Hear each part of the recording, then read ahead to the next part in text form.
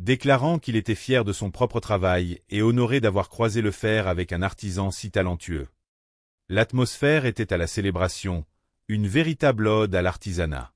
Quelque temps plus tard, la forge s'illumina de nouveau pour un événement spécial. Un tournoi des champions nommé le combat au couteau. Cette fois, les règles étaient inversées. 4 forgerons arrivaient avec la meilleure lame qu'ils avaient fabriquée chez eux. Dès les premières minutes, un test éliminatoire sur un bloc de glace massif allait décider de leur sort. Parmi les candidats se trouvait Bill Peace, un père de famille passionné soutenu par son épouse. Rhys, un jeune prodige de 18 ans ayant tout appris par lui-même, Thomas Franklin. Un cuisinier de 34 ans converti à la forge, et Carrie O'Connor. Professeur d'arts martiaux de 45 ans cherchant la paix intérieure dans le fracas du marteau. Leurs lames furent frappées contre la glace étincelante. Celle de Rhys, bien que solide, possédait un manche trop fin, rendant la prise incertaine. Ce qui lui valut une élimination précoce. Mais adoucie par les louanges du jury sur son potentiel immense. Les 3 artisans restants durent ensuite transformer une simple clé de plombier et des blocs d'acier en une dague de poussée. Un outil compact et ergonomique, en seulement 2 heures. Le défi chronométré poussa les candidats dans leur retranchement. Bill, dans la panique de l'instant, abîma son acier sous la presse mais sauva son œuvre de justesse grâce à une ingéniosité remarquable. Inspiré par un mot d'encouragement de ses enfants inscrit sur ses gants de protection. Carrie tenta un acier damassé torsadé magnifique, mais au détriment des proportions de sa lame, qui s'avéra trop courte. C'est Thomas et Bill qui accédèrent à l'ultime épreuve. Carrie quittant le plateau avec le sentiment joyeux d'avoir réalisé son rêve de participer. L'épreuve finale exigeait des 2 finalistes de reproduire un majestueux couteau de combat orné d'une pointe en bec d'oiseau et forgé dans un acier composite. Tout en terminant la dague de l'épreuve précédente, le tout en 6 heures. Une véritable course contre la montre débuta. Les artisans jonglaient entre les foyers, les presses et les ponceuses. Bill réussit à surmonter les déformations thermiques de sa lame avec une ténacité admirable, ajustant ses manches avec précision. Thomas, en revanche, fut rattrapé par le temps. Les finitions de son manche en bois restèrent inachevées, présentant des éclats qui rendaient l'arme inconfortable et impossible à tester en toute sécurité. Thomas fut éliminé avec honneur, salué pour la beauté saisissante de sa lame. Bill fut déclaré grand vainqueur, remportant à son tour le prestigieux titre et le prix de 10 000 $. Les larmes aux yeux, il leva les bras au ciel, dédiant cette victoire à sa famille. La forge résonnait non pas des bruits de la guerre, mais des rires, des applaudissements et de la célébration d'un art intemporel, prouvant une fois de plus que derrière chaque étincelle se cachait une passion profondément humaine, unificatrice et profondément inspirante. Sous les projecteurs éblouissants de la grande forge, la chaleur était déjà palpable. C'était un lieu de création. Un sanctuaire où le métal brut se transformait en œuvre d'art grâce à la passion et à la sueur. 4 artisans passionnés se tenaient debout, les yeux brillants d'excitation et de nervosité, prêts à partager leur amour pour cet artisanat millénaire. Paul Raspe, un homme de 42 ans au sourire chaleureux, réajusta ses lunettes de protection. Ingénieur électricien ayant travaillé de longues années pour une prestigieuse agence spatiale. Il trouvait dans la forge un équilibre parfait entre la science physique et l'expression artistique. À ses côtés se trouvait Cody Adelson, 29 ans, le regard pétillant d'une malice joyeuse. Cody forgeait depuis 2 ans seulement.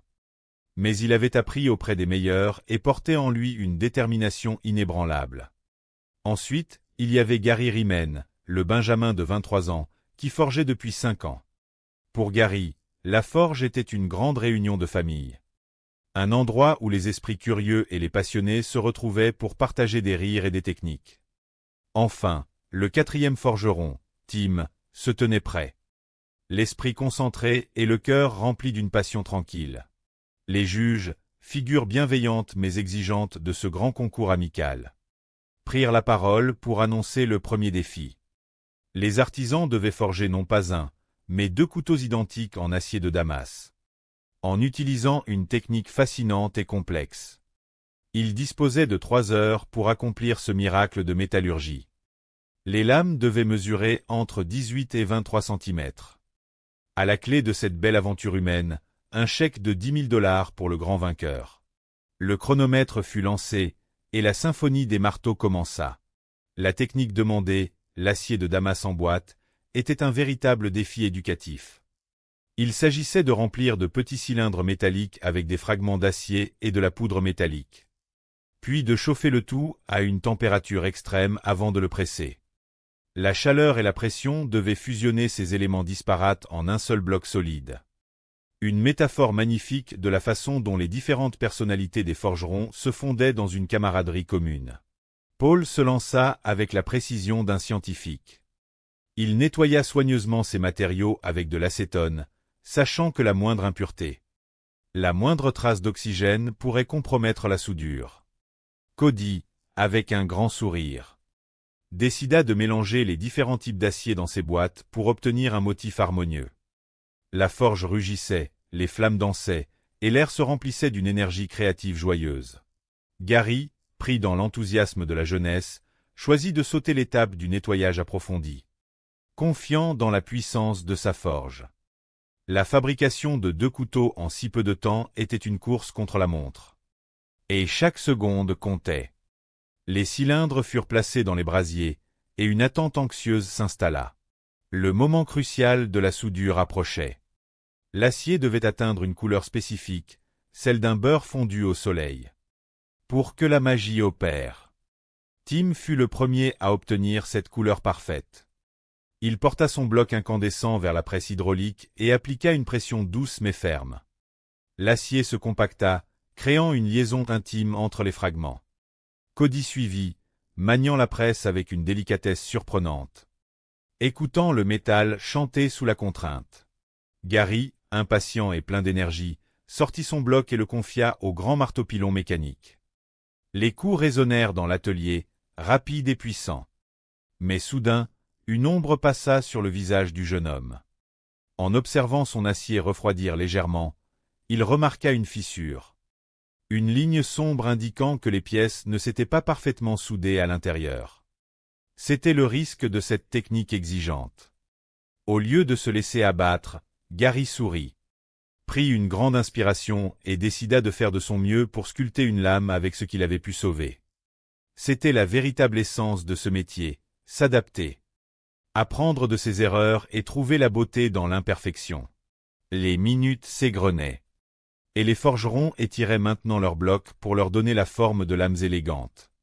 Paul travaillait avec une fluidité impressionnante, utilisant son marteau pour créer une courbure harmonieuse. Il expliquait à la caméra comment la structure cristalline de l'acier se modifiait sous les coups. Une belle leçon de physique appliquée. L'étape redoutée de la trempe arriva. C'est le moment de vérité où la lame chaude est plongée dans l'huile pour durcir l'acier. Un choc thermique trop violent, et la lame peut se briser. Cody plongea ses 2 créations dans le bain d'huile avec une douceur infinie. Un léger grésillement se fit entendre, suivi d'un silence soulagé. Les lames étaient droites et intactes. Tim réussit également cette étape avec brio, son visage s'illuminant d'une fierté méritée. Le compte à rebours final retentit. Les 3 heures s'étaient écoulées à la vitesse de l'éclair. Les artisans posèrent leurs outils, fatigués mais souriants, essuyant la sueur de leur front en échangeant des regards de respect mutuel. Les juges examinèrent les œuvres. Les lames de Tim montraient un travail honnête, bien que légèrement irrégulier par endroits. Paul avait réussi à créer 2 pièces remarquablement similaires, prouvant sa rigueur scientifique. Les lames de Cody étaient lisses, élégantes et presque parfaites, témoignant de son talent inné. Malheureusement. La lame de Gary présentait des défauts structurels trop importants en raison de la soudure incomplète. Avec une immense bienveillance. Les juges expliquèrent à Gary les raisons techniques de cette décision, transformant cette élimination en une précieuse leçon pour son avenir. Gary quitta la forge la tête haute, heureux des amis qu'il s'était fait et fier de son parcours. La deuxième manche débuta avec une nouvelle exigence. Transformer ces lames brutes en outils fonctionnels en y ajoutant des gardes et des manches. Les 3 artisans restants disposaient de 2 heures. Le travail du bois est